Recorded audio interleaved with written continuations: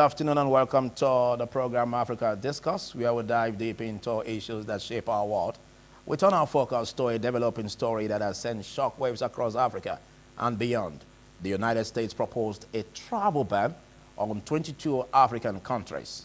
On the red list, we have Libya, Somalia, and Sudan. And of course, Eritrea, Sierra Leone, and South Sudan on the orange list. Well, on the yellow list are Angola, Benin Republic, Burkina Faso, Cameroon, Cape Verde, Chad, Republic of Congo, Democratic Republic of Congo, Equatorial Guinea, Gambia, Liberia, Malawi, Mali, Mauritania, Sao Tome and Principe, and of course Zimbabwe. However, the policy, don't forget, is a draft list.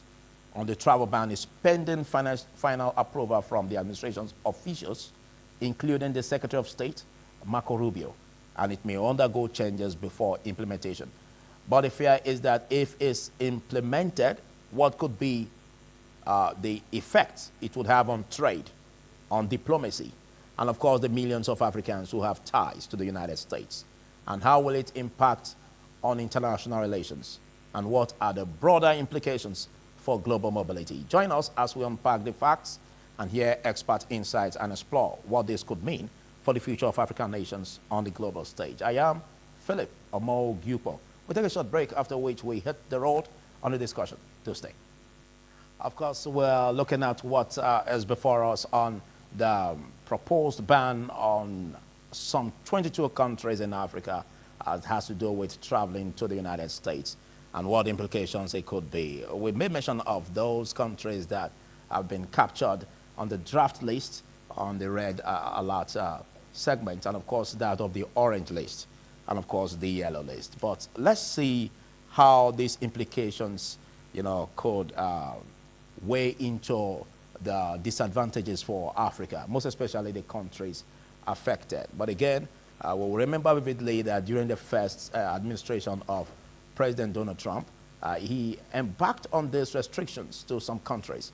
But this we have at this time is an expanded restriction, and what this could mean, the implications for the U.S. basically, and of course the implications for Africa is what we're right about now. And I have in the studio with me a constitutional lawyer, Notary Republic of Nigeria, and former SSA to the Governor on Legal Matters of Edo State, and he is Adams Aliyu. Big thanks for joining me, Adams. Thank you, Moderator. Good evening. Thank you very much. It's always beautiful having you join us on discussions, but most especially as regards Africa relations with the United States.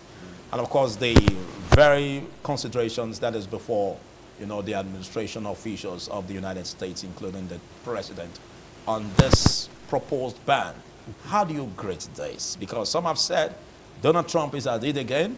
He did it during the first tenure, but how is he going to go about it this second tenure? And some say, well, important to note that Nigeria is not on the list. Yes. But we don't know if eventually, when it's been fully implemented, Nigeria could be. We don't know about that. But how do you grade this development? Well, the declaration by President Trump of the U.S. puts in travel ban on 43 countries, including 22 African countries. You mean the consideration? Yes, and luckily, Nigeria is not one of the 22 African countries. Why do you say luckily? It has not been concluded yet. Okay, maybe it's a continuation. It's a proposal. Yeah, it's a proposal. So that declaration by the president centers on international relations and diplomacy. I happen to have done postgraduate studies in international relations and diplomacy in the late 90s and early 80s under Professor Bolaji Akiyemi, was Director General of the Nigerian Institute of International Affairs, with Professor Osita Eze as the Director of Academics. I did my postgraduate studies with them on international relations. There it was made clear to us that parties who are members of the United Nations, as it were, they are guided by the legal maxim, pars imparem, non habet imperium, Pars impare, meaning that all states are equal. None habes imperium. One state cannot be under another state. So every state is sovereign. So for the U.S. to make pronouncements, put a travel ban, it's a long process before it can be effectualized. One, there are diplomatic relations signed by both countries, by bilateral relations, multilateral relations, which was crystallized at the Congress of Vienna in 1815. With the Congress of Vienna, Germany, Habsburg, Czechoslovakia, Italy, Hungary, they all fell under the Austrian Empire. Vienna is capital of Austria. It was a very, very big empire. It blossomed and flourished for almost 100 years until 1914, when the World War I broke out, 14 to 18. And it continued like that. Second World War broke out, 1939 to 45. And Austria now was reduced to the present border as it is today. But it managed to get independence from Germany in 1955. So be that as it may, a state cannot be treated anyhow in international relations. It is true that President Trump may be eyeing illegal immigrants, people without travel documents, resident papers, and therefore they could be tried, jailed, repatriated, excommunicated, etc. But for bona fide diplomats who were parties to the Vienna Convention of 1815, who were parties to the United Nations organization that was signed in San Francisco in 1948 with headquarters permanent in New York. You cannot throw away a diplomat, a receiving state, that is the home state. Before he can do that, he will declare the diplomat persona non grata, that you are not a wanted person and unwanted. Then he will exchange diplomatic relations. Our own ambassador in those countries will be recalled. Those in America will be sent back. It is only if these are done that you can. But for travel ban, it can be restricted. They can put hurdles. You must have such money so as you will not become a liability in the receiving state. They can put all those hurdles. But I know that the Vienna Convention, which was eventually ratified in Vienna, Austria, April 18, 1961, will be our guideline. There it examines the territorial, extraterritoriality of a mission. For instance, we are here in Nigeria, assuming we are in Abuja. If there is a war and somebody runs into the embassy of the United States or embassy of Cameroon, the fighter will not go and fight that person in that embassy, because that embassy is an extra territory of the home state. You cannot attack. So extraterritoriality of a mission. Even a diplomat, once he flies his country's flag, it becomes immunity and inviolable, as we say in international relations. A diplomat, an ambassador cannot be tried here in Benin. At worst, he'll be declared persona non grata and sent to his own state. So Trump is only trying to checkmate the influx. But those who are bona fide members, ambassadors, diplomatic staff, technical staff, they cannot be repatriated anyhow. The illegal immigrants without resident papers, travel documents, they could be tried and at worst deported. So we now know that the Vienna Convention, to which all parties signed bilateral and multilateral relations, the diplomatic convention was signed April 1961. Consular relations was signed in say Vienna April, May 1963. It is binding. It is a ground norm. Okay. Okay, now let's look at the implications. Good enough. I was coming there for you to give us, the legal background upon which a country can decide to, shortlist some countries among countries that should be banned, not to travel to the host country. But again, we look at the red list where Libya is into, South Sudan. Sudan, rather. Afghanistan. We have Somalia, Sudan, and Libya on the red list.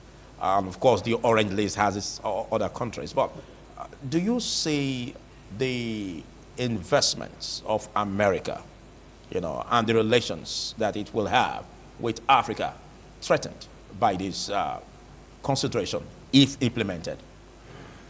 You mentioned Libya. In the era of Muammar Gaddafi, was a strong man of Libya. He tried to isolate Libya and be independent. He was so, will I say, nationalistic, quote and unquote, in Libya, that he tried to externalize everything that was not favorable to Libya. He tried, but it did not last. You cannot be an island to yourself.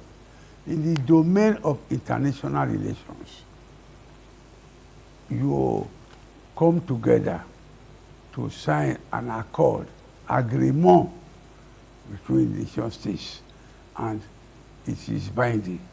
So what Trump tried to do, or is trying to do, he will first of all break diplomatic relations with the countries, which he will not easily do.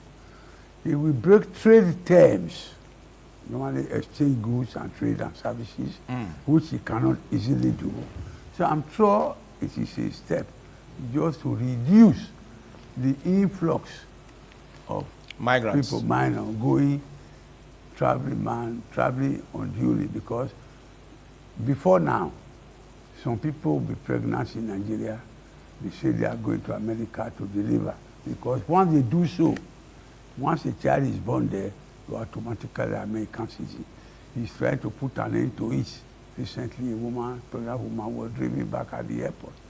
But those who were already in status quo, antebellum, may not be applicable to them. It's all check and balances. And you may remember that Trump, he won this election at 78. If he does 4 years, he'll be 82 while leaving office.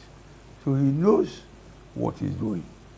He wants to be pro and pan-American in all ramifications. But America cannot be alone by itself. Okay, thank you so much. What could be the diplomatic effects or relations that could be in jeopardy by this consideration if implemented? And of course, we know that administration officials are there with Donald Trump to make sure that they consider all of the options before they embark on that very critical decision. Because we have the Secretary of State, Rubio Mark, that is already sitting in the meetings to make sure that they're able to look at the length and breadth. Does it mean that the United States as a government, will not have some ripples effects rubbing on it negatively if this decision is taken? Or does it mean that it will be able to also survive the effect that African nations outside other super countries could also impose on it? Well, you find this out after this short break. Although looking at the drafted list is only sensible for us to make some useful critical analysis from the purpose for which Donald Trump is embarking on this, more especially when it's been said that security concerns were factored into the reason why this threats on the travel ban to these African countries. And other countries outside Africa, there are about 43 countries that are being considered banned, looking at the various categories. Now we have the red lists where we have Somalia, Sudan, and Libya.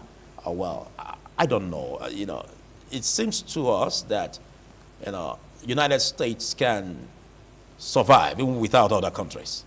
Because if you look at the red list, there are some countries that form the red list that they are being considered to throw the travel ban against. And most of these countries are Muslim majority countries, citing outside security concerns, also citing religious concerns. What do you make of this development? Once there is religious misrepresentation, it will blossom, but very tentative. You remember that the Ottoman Empire, with headquarters in Turkey, were very powerful as a Muslim country. But when Emperor Constantine became president, head of state there, he changed Constantine to Constantinople, because he was Constantine. But thereafter, made Christianity compulsory, etc. It withered and flourished. Today, Turkey is over 90% Muslim. They are back to Muslim. And they try to Islamize everything. Very beautiful area, beautiful country. But yes, it cannot withstand time.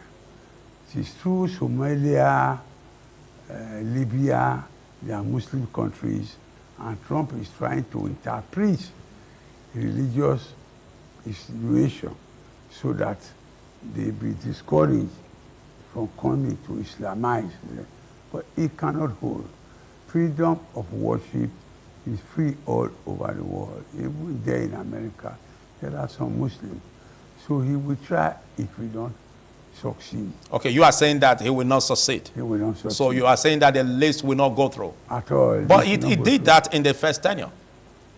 And it came with some restrictions. Yes. On some Muslim majority countries. But he did not win the second term. And it went through. He could not go. He did not win the second term. That is why he failed. So he will only try, as I said. When things are taken to extreme, it always boomerangs. Okay. Are there side effects? Right. Are there consequences for America if the president is told this action? The consequences are there. Canada is near, but they never agree that they are part of the United States. And when you say United States, it's the states that are in Central that form it. Otherwise, South America is supposedly part of America, Argentina, etc., Peru, they are not part of the United States. So are all other, let me say, North America, South America. It's only the United States. He tries to pride himself as the lion of the world, but it is not so. Their grandfather Britain is still there. America itself got independence from the UK in 1776 July. So a servant can never be greater than a master. But he's excited, and I said, he's an old horse. He came to office now at 78 to live at 82. He feels that he will be remembered if he does some extreme thing. But many of the proposals will fail. Some have said this is a call to action for African countries, to unite. Those that are affected most especially, to unite and find a way to also hit back United States, in terms of the policies, in terms of the trade, interactions between both. Is that possible to do? It's very, very possible for Africans to unite. Those 22 African countries taking the lead, plus others that were not mentioned, were about 50 countries. Including Nigeria. Yes, we should join them to ensure that if they were to put travel ban on this country, we equally make life difficult. There are Americans here, there are American embassies here, there are jobs. We can also put our restrictions. Yes. Is that what you mean? Yes. Will it be of any effect to the Americans? Although numerically, the number of Americans coming to sojourn in Nigeria, look for Nigerian nationality, there are few. But we still have some Americans who are here, who have opted for Nigerian citizenship, and they are residents here. Many of them are lecturers in our schools. Many of the companies, many of the industries are being run by them. We can call it reciprocate.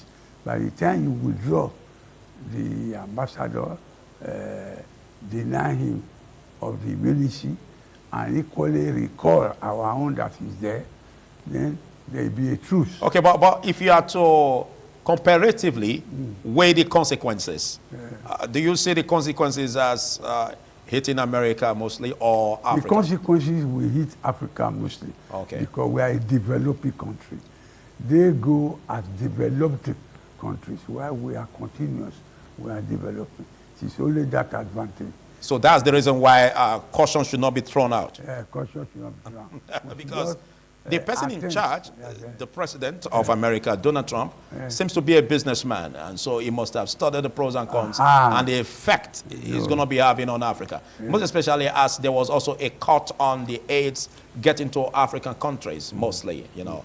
He did that, and as if that wasn't enough, he came up with a draft list that is being considered. But let's look at unions like Africa Union, you know, outside other bodies that could also help. Do you see the African Union as a key impact that could also make things work in a way to water down the effect that this travel ban may have on affected countries? Yes, when Haile Selassie of Ethiopia led the formation of African Union at Addis Ababa in 1963, it formed well. That is why there is even East African Union. That is why there is even COAS. Some parts broke away and started. And Africa is Africa, and we are not under any other continents. Yeah. Pars imparem, non-habet imperim. There are continents in the world. They are supposed to be independent. So African Union, as it is now, it has developed. Smaller nations have sprung up. They've gotten independent. They should rally around to call up the bluff from the U.S. president and equally intimidate the U.S. by attempting sanctions. They too will be affected minimally and negligibly.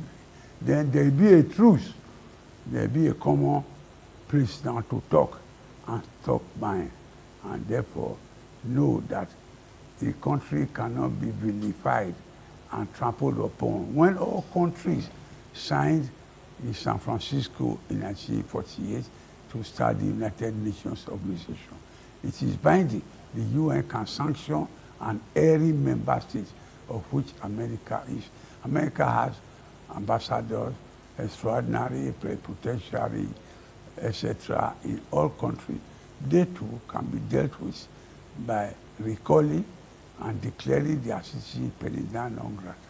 Okay, but if we are to look at it strictly, what do you see as the first action that such countries should take or African nations should take to serve as a retaliatory effect against the United States? The first nation is to start with the diplomatic mission. As a callback? As a cover. If you declare the diplomats, the charge d'affaires, ambassador, extraordinary plenipotentiary, as a persona non grata, that should go back to his country and that is faulty, they will have a rethink, because you cannot become an island. They will have a rethink, or they may make their sanctions stricter.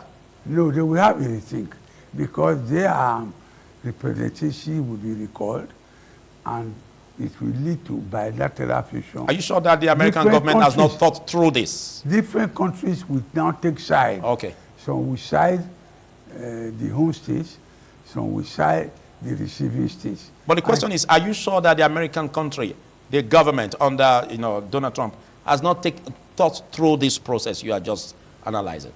It's good to be optimistic, All right. but by the time the battle starts, it is not always as simplistic as it looks.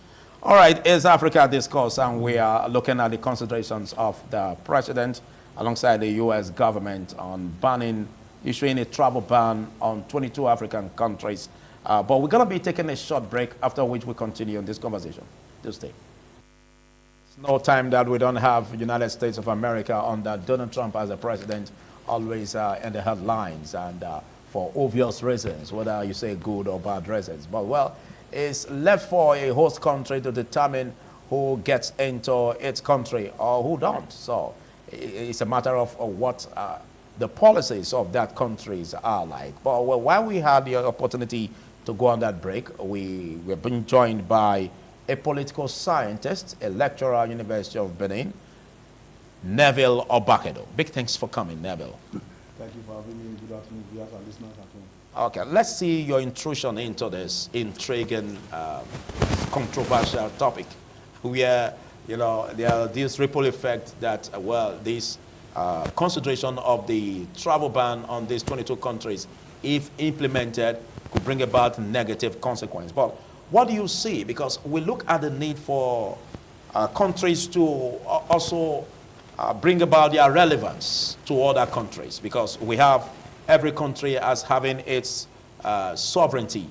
Before you came, we had the constitutional lawyer, Adams Aliyu, that spelled out the sovereignty of every country. So now we are having this consideration, and if implemented, it's going to be worse still for affected countries, mostly those who are on the red list. Now, what do you see as retaliatory concerns that such African countries can also put forward in order to water down the critical decisions that may be taken by the United States of America against them?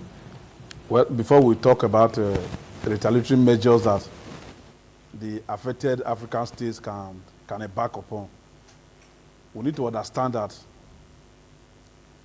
the international system is guided by interest of very powerful individuals and interest of very powerful nation states and the ideologies that they pursue. And so in this case, we are talking about the capitalist ideology that the conservatives, in particular in the United States of America, represent. And that is what Donald Trump represents. And Donald Trump, in his first coming, he was talking about making America great again, wanting to make America to go back to its era of promoting racism and try to restrict people from coming to America, even though himself and several others were beneficiaries of the freedoms that the United States represent. My take on this is that in every nation state, in America, in Russia, in Nigeria, and even these affected countries, there's what we call national interest of these states. Sometimes when we are doing political analysis, we ask the question, whose interest is the national interest? The interest that Donald Trump is pursuing now, if you look into America critically, you discover that it is the interest of Donald Trump and the interest of his allies within the American state, and not the and not the national interest of the American people that is pursuing, but they couch it as the American foreign policy under the national interest of America. So just now, we are facing a crisis of international politics. And as nation states that are independent and sovereign, even though they are not as powerful as the United States, but they have some forms of alliances here and there, sub-regional alliances, regional alliances, and sometimes international alliances. I believe that there are a lot of options, retaliatory options that are available to them. That could make the United States government to rethink? Yes. For example, I believe that in all these countries, 22 in Africa and about 21 in other countries. You made mention of one of them, Russia, yeah, which is also on the red list. Yes. So now, this is like a struggle, between superpowers. Yes. And some have said that, well, does it mean that the United States knows it all? Does it mean that it can survive, without other countries? And if it brings this implementation of the policy into sway, will it not again, hit its foot in the process of doing that? I thank God that our daddy is here. He is a servant in the temple of justice. And I know that he has read a lot of judgments of Court of First Instance, Court of Appeal, and the Supreme Court. And he knows that there are certain pronouncements that justices will make, either at the lower court or at the Court of Appeal. And then when the justices want to, of the Supreme Court want to refer to them, they will say, this judge shot himself on the foot. Are you getting it? So the point I'm trying to make is that Donald Trump as a president in the first tenure and now in the second tenure is a bundle of contradictions. And I believe that this is second tenure will be worse than his first tenure by his present posture. People who join America to promote the interests of America in the Middle East and other parts of the world, America is now using the policies of Donald Trump to either fight them or to sideline them or to impose sanctions on them, including Canada. And so when, in those days, they would say when America is sneezing, the whole world will be catching cold. Very soon, when other nations states like Russia and Israel, if they team up with China, with North Korea, if they team up against America, when other countries will be sneezing, America will be catching cold. And I hope that Donald Trump is watching. That while trying to make America great again, while trying to promote the conservative interests of those that control America, he should not jeopardize the interest that America represents. That's the point. But talking about retaliatory measures that are available to these countries, there's what we call bluffing. You can bluff America by saying let America go to hell with whatever bandit they want to ban. You can as well come back home and expel the American diplomats that are in your country. And as I was coming just now, I heard our daddy referring to the word persona non grata. When you declare diplomat persona non grata, within 24 hours, they are out of your country. They cannot sleep in that country that day. So if 43 countries declared American diplomats persona non grata as a reaction to the travel ban by the American government on their top government functionaries and the rest of them, you know the impact. Okay, that we have on who's going to lose more? Because I asked him that question, yes. And he said, as a developing polity, yeah, you know, in Africa, we have developing countries. Is going to lose more. You know, African countries are going to lose more if they embark on that retaliatory measures, which some may say is not a diplomatic move enough. So, if you weigh the pros and cons, do you think that would be a wise action to take for affected countries? If you say that Africans will lose more, what are those things that Africa need that they rely on America for? What are those things? If not because we have bad leadership in Africa, Africans can embark on intracontinental trade that will not even make us to look elsewhere. Okay. Are you getting it? If we are looking for drugs, the ones that we cannot manufacture in Nigeria, we get them from India. We get them from other places outside of America. Are we using American vehicles in Nigeria? Are they importing tires of vehicles from America to Nigeria? The rice that we are eating everywhere because we cannot go to farm because of insecurity, are they importing rice from America?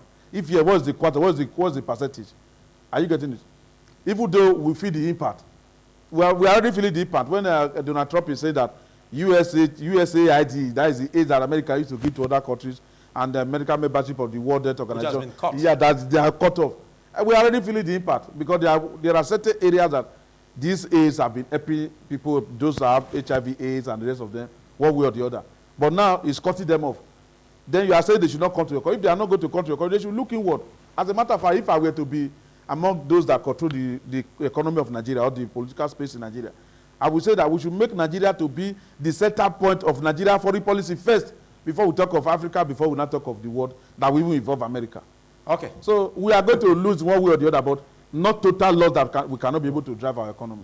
I overheard you, and I think the viewers also did, at the course of you trying to, you know, talk about the benefits that it also comes with, most especially when you said, luckily, that Nigeria is not among.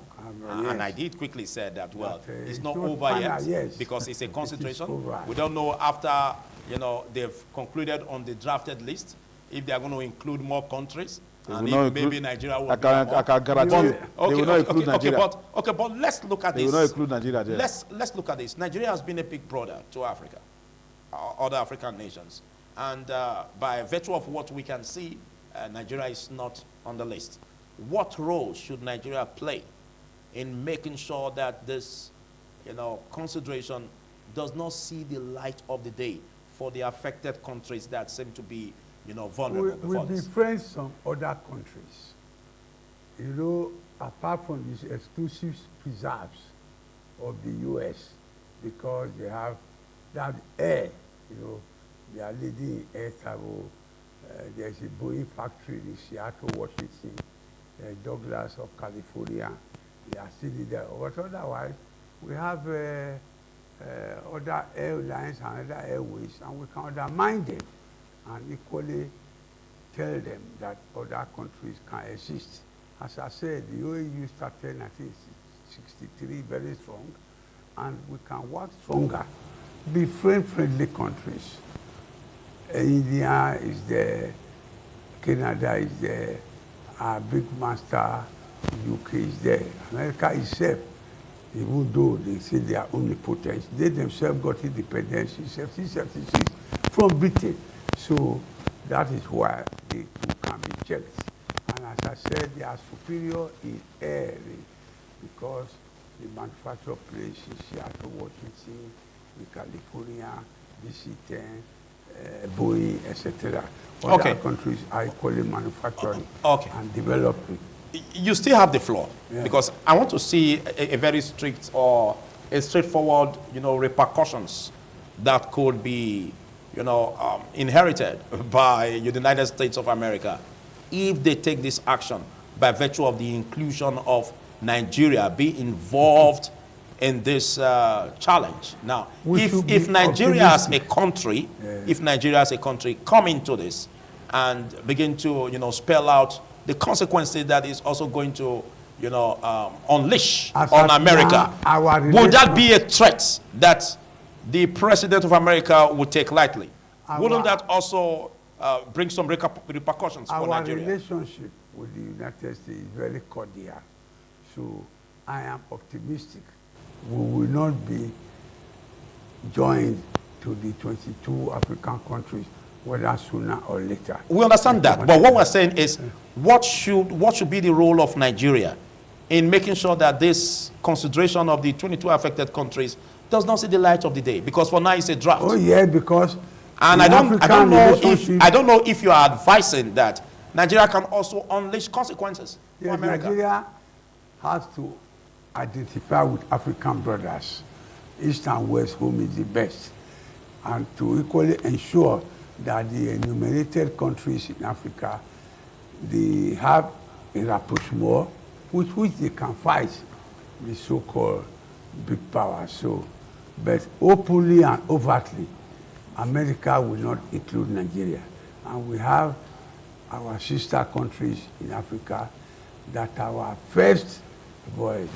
So we should identify with them diplomatically to ensure that the travel ban is the effect is minimized and ineffective. Well, some have said that if this if the push comes to shove, there will be an opportunity for African countries to also, line up with other superpower countries like, Russia, China, and what have you. So I want your take on this, Neville. Do you see that as another way to pass some retaliatory measures against the American government under Donald Trump? First and foremost, we noticed that after the Second World War, this world was divided into two ideologically. We had the NATO group that's led by the United States and the Warsaw Pact led by the defunct Union of Soviet Socialist Republics. And Nigeria with Britain and some other countries decided to form what an alliance they call a non-aligned movement. Now, as we are entering into an era, an unpredictable era of Donald Trump's administration, we advise Nigeria to maintain our leadership role by using platforms like the African Union to embark on what we call diplomatic shuttle. You shuttle between Africa and the United States, meet with high-power government officials to let them know that it will be beneficial for this ban threat not to come to fruition. And if it has already come to fruition, the ban should be lifted. Nigeria should lead the crusade. Just like the way the likes of MK Abiola and others were leading the crusade the other day for reparation from those countries that were using Africa as slaves, taking Africans as slaves, but he lost his life in the process while trying to become the president of this country. But in this case, our leaders now will not lose their life in the process of trying to ensure that this onslaught by the United States under President Donald Trump does not see the light of day. Do we have a bargaining chip? If we have a bargaining chip, there are so many things that America rely on Africa for. Yes. For example, America buy fuel from everywhere, but Nigeria fuel is the number one fuel that Americans need. And that's why when you are hearing of oil theft here and there, if you go and do a study on oil theft, you see that most of the oil that they are stealing from Nigeria here, they find themselves in the coast of America. So we have so many things that we can bargain with.